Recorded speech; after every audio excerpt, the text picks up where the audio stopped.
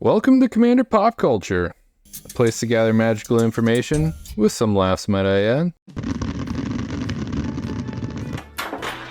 Hello everyone, welcome to Outlaws of Thunder Junction spoilers. This is day 2. I'm not going to hold anybody up, you're all here to hear about the cards and how to apply them into your deck, so let's get started. First off, we have 3 steps ahead. You have 3 choices. The choices are counter target spell, create a token that's a copy of target artifact or creature, and then draw 2 cards and discard a card. What's interesting is the cost total for these individually is about the upper end that you would be willing to pay to do those kinds of effects, but what sets it apart from those medium cards is that it's flexible. It scales into the late game when you have the mana to pay for everything. That's what makes this card better than its, singleton iterations. Pretty good cards. Seraphic Steed, 2/2 for 2. First strike and lifelink. When it attacks while saddled, you may create a 3/3 angel token flying, and the saddle cost is 4. If you weren't here for saddle when I talked about it yesterday, it's like Rule, you do tap the creatures down to ride it, so you do take away some attacking power to get some kind of bonus. This one, you get a 3/3 angel of the deal. So I don't know, maybe you're in a scenario where your creatures can't really get in. First strike and lifelink, so you're probably not going to be able to get in, but you could exchange this for an angel, which isn't ideal, but it's not the best either. It's kind of a bland rare, if you ask me. I guess it is strictly worse than crew too, because the nice part about vehicles and crewing is it's an artifact, it's not a creature, so it's significantly less vulnerable to board wipes and removal, but until it's made it a creature, so it forces people to interact with you at instant speed. This, however, is always a creature, could always be interacted with, even beforehand. Malcolm the Eyes. Flying in haste, whenever you cast your second spell each turn, investigate. There is another card like this, same colors that does the same thing, but if you're about making clues or care about having a high artifact count, this is probably the card for you. Bristle Bill, the Spine Sour. Landfall, whenever a land enters the battlefield under your control, you get to put a +1/+1 counter on a target creature, and then for 5 mana, you get the double number of +1/+1 counters on each creature you control. I really love this card, not just because he's a cactus man, and as charming as an eel, Mr. Grinch, but he is really mana efficient, so in the early game he's already doing something for you. The counter is really great to pull off, even in mono green, if this was in your command zone. And then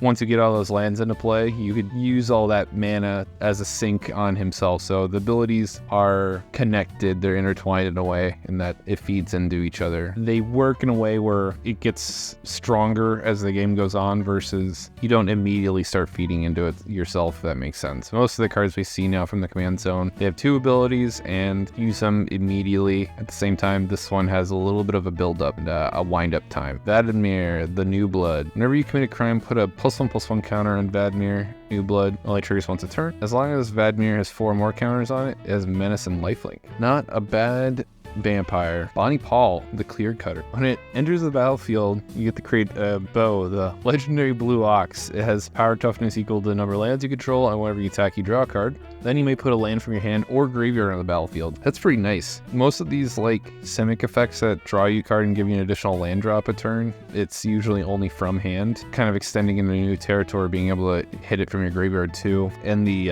ox is pretty scary. It's been a while since I've seen the animated cartoon of Paul Bunyan, but that's clearly the inspiration that they're getting for this card. Tarl, the Roving Rancher. Oxens have double strike. When it enters or attacks, you get to exile the top card of your library. If it's a land, create a 2/2 ox. Otherwise, you may cast that exiled card till end of turn. So you're gonna go win-win no matter what. You are either getting a body or you're getting some free card advantage. If you have interest in building this as your commander, I would try going for extra combats, because just getting a trigger once a turn sadly, I don't think it's good enough in Commander these days. The game's getting so fast, and just a 2/2 body isn't too impactful, so you gotta make multiples to really affect the game. Riku of Many Paths. Whenever you cast a modal spell, choose up to X for X the number of times you chose a mode for that spell, and the abilities are exile the top card of your library, you may play it till end of turn, put a counter on Riku, Many Paths against trample, or create a 1/1 bird with flying. If you are to, jam as many modal cards as you can, the abilities that's probably going to get you the W is the middle and the bottom one. The top one I would probably do that if you're in a jam and you're looking for the piece that's trying to set you over the edge. Like maybe you're going to be doubling the counters in Riku or buffing up your tokens in a significant way where you could go wide and kill people. That's when I'd be digging and using that first ability. So I'd be very interested to see this in play because I don't know if the other 99 with all those Moto spells will be a functioning deck, but you never know until you try. Kellen joins up. It's a 3-mana enchantment. On ETB, you get to exile an island card, mana value 3 or less from your hand. If you do, it becomes plotted. Whenever your legendary creature enters the battlefield under control, put a +1/+1 counter on each thing you have. It's very similar to the Bant Ascendancy from, I think it's New Capenna, only this cares about it being legendary, so you'd probably almost exclusively play this in historic decks. Marchesa, Dealer of Death. Whenever you commit a crime, you may pay 1. If you do, look at the top 2 cards of your library, put one of them in your hand and the other in your graveyard. It's actually kind of slick. Committing a crime is super easy. You either target an opponent or something they control or a card in their graveyard. If you're playing a control deck, that probably happens a lot. And then if you utilize your graveyard just as much as your hand, this could rack up both pieces pretty quickly. At least the cards will replace themselves for, I guess, 1 mana. This would probably be great for Underworld Breach decks because you'll have fuel in your graveyard and you are actively digging for it. Since you get to put 1 in your hand and the only thing you truly need to pull that off is a handful of things. You just need the Underworld Breach, Lion's Eye Diamond, and some kind of wheel effect or brain freeze, and you could go through your whole library. Might be better at going under the radar than Kess does, because I feel like when Kess hits the table, people just target you out of the game. I even did it in my game yesterday when I was playing Niv Mizzet. It's not lethal, but he won't have a whole lot of life to play with.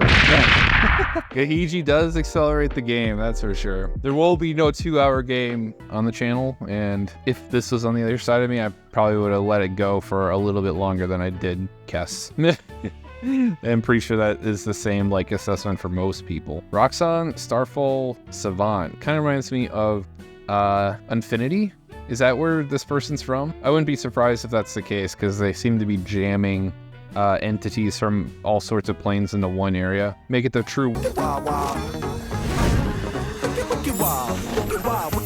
Wild Wild West. And speaking of weird things with this plane and the story behind it, the set symbols, they already have 2 door symbols, the bank vault door and then the jail cell door. I feel like they should have kept the door theme going and made the base set symbol saloon doors. Fill a whole room up with them. See, watch, check this out. Won't open, won't open. Not this one, not this one. Just keep the theme going, but missed opportunity, Wizards. You blew it. Sorry, I got on my own tangent. Enters the battlefield or attacks, create tapped, colorless artifact named Meteorite, and when it enters the battlefield, deals damage to any target. So it's just like the 5-mana Meteorite card. And then the other paragraph is whenever you tap an artifact token for mana, add 1 of any type of that artifact token produce. Ooh, so it doubles your mana production from Meteorite and all the Meteorites you make in the future. It also doubles your treasure tokens. It doesn't care what kind of artifact token, just as long as it's from an artifact token. The Meteorites will be fun. You're in red, so you'll be going for extra combat steps. You'll be making a lot of Meteorites, plinking off little creatures and thinning out the board, and then making an absurd amount of mana, which you'll be using in green. So you're in the right color pairings for this kind of strategy. Haven Interrupter. On ETB, exile target spell, becomes plotted, and then spells your opponents cast from graveyards or from exile cost 2 more to cast. I could see myself playing this in every deck with white, because not only do you get to escape the jaws of defeat or counter something pretty significant, because when something becomes plotted, they have to wait till the next revolution of their turn before they can play that spell. It's the bottom paragraph that's more significant because it makes every scummy kind of strategy a lot harder to do, because it adds attacks to commanders, it adds attacks to casting things from graveyards, and it adds attacks of casting stuff from exile too, so that includes Cascade. It makes it a lot harder to string spells together. I could see myself playing this a lot, and I think the bottom paragraph and those kinds of archetypes are the most unchecked kinds of strategies in the game. I lose a lot to those strategies, and it comes up more often than you think. Archangel Ties. Oh, it's a reprint. As long as it's untapped, creatures can't attack you unless they pay 1 for each of those creatures. And then when it's attacking, creatures can't block unless they pay 1 for each of those creatures. If you give this thing Vigilance, you can be aggressive and get both halves. Step Between Worlds. 5 mana, each player may shuffle their hand and graveyard into their library. For each player who does draw 7 cards, exile Between Worlds. I like this card a lot. You have situations where you don't want to wheel, and that happens when either your opponents are playing really aggressive decks and they've dumped out everything and you don't want to give them gas, or B, you have cards in your hand you don't want to get rid of. So you could just scroll it away for its plot costs, and then once you play those spells or have equally as played as many spells as everyone else, cash in on this whenever you feel like it. Fixes a lot of the problems with wheel effects, and unfortunately you're paying more for that. It's justly priced. High Noon. Each player can cast more than one spell each turn, and then for 5 mana you can sack it and deal 5 damage to any target. I love Eidolon of Rhetoric effects. They prevent combo decks from winning in general. The Underworld Breach decks, it stops the Thoracle Demonic Consultation, and at the added benefit that if this gets targeted, you could cash in on it and take something else away from the board. I love Stax pieces that do a little something extra because they're very specific in how they affect the game. And if you're dealing with players who don't care, then it's a dead card in your hands. I talked about Torpor Orb yesterday and how sometimes you'll have moments where it does nothing and it doesn't cantrip, and that feels kind of bad. And it's not like Ground Seal and Spark Rupture. If you were to play against opponents that aren't playing Planeswalker decks, or you're playing against people who are not going for ETB triggers, at least the card gets replaced as if you're not playing with a dead card in your deck. High Noon kind of fits that same kind of scenario in that you could take things away. Eartha Joe, Frontier Mentor. When it enters the battlefield, you create a mercenary. Whenever you activate an ability to target a creature or player, you get to copy that ability, choose new targets. That's pretty dope. I don't know if Boros has been doing this, kind of Timmy-like effects, and if you are playing a Tim deck that already has these colors, this will be an auto-include because it effectively doubles all your stuff, depending on if you're targeting stuff with those abilities. Unique card in that it causes Boros to branch out from their lane and introduces something new. Hopefully there's enough support for this deck to actually happen. That brings us to the end. If you stuck around this long, I do a lot of stuff other than just educate players in the applications of these new cards. I actually play the cards that I recommend. I build decks on this channel. Something great too I want to announce is that I actually hit over 500 subscribers, so I get to monetize the channel. It's a sweet milestone. I've been doing this for 13 months now, so I'm not going anywhere. I'll be doing this for the long haul. I like editing a lot, and I like making players a little bit stronger the best I can, and I like to entertain people too. I think I'll do a video about that journey. Hopefully I'll teach even more people a thing or two, especially people who are aspiring and wanting to make Magic content themselves. I'd like to help you guys out. I hope you all had a great night and enjoy the rest of the spoiler season. See you later. Bye.